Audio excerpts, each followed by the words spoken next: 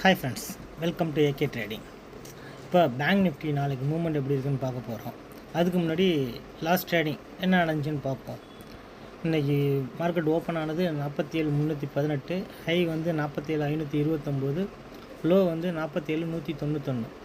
Currently market close வச்சுருக்கிறது 47,456.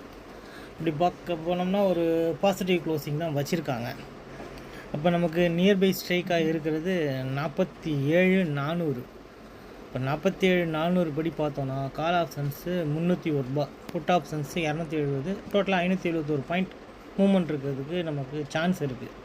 அப்படி பார்க்க போனால் நமக்கு ரெசிடென்ஸ் 1 இருக்க போகிறது 47,701, ரெசிடென்ஸ் 2 இருக்க போகிறது 47,971. இப்போ சப்போர்ட் பார்த்தீங்கன்னா சப்போர்ட் 1 வந்து 47,130, சப்போர்ட் 2 வந்து 46,829. இது ரெண்டுக்கும் நமக்கு மிட் பாயிண்ட்டாக கிடைச்சிருக்குது எதுன்னு பார்த்தீங்கன்னா 47,415.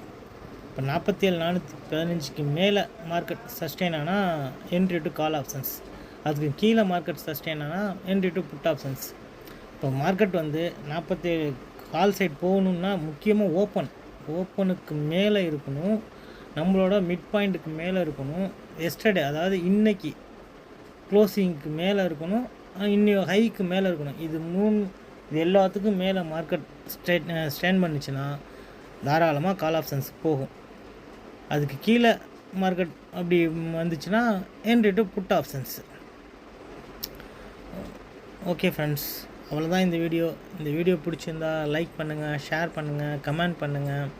இந்த டிஸ்கிரிப்ஷனில் நம்மளோட டெலகிராம் சேனல் லிங்க்கு இருக்குது, அதை பயன்படுத்தி குரூப்பில் ஜாயின் பண்ணிக்கோங்க. லைவ் மார்க்கெட்டில் அப்டேட் கொடுப்போம், ஃப்ரீ தான் அப்டேட் கொடுப்போம், பார்த்து அதன்படி நடந்துக்கோங்க ஃப்ரெண்ட்ஸ்.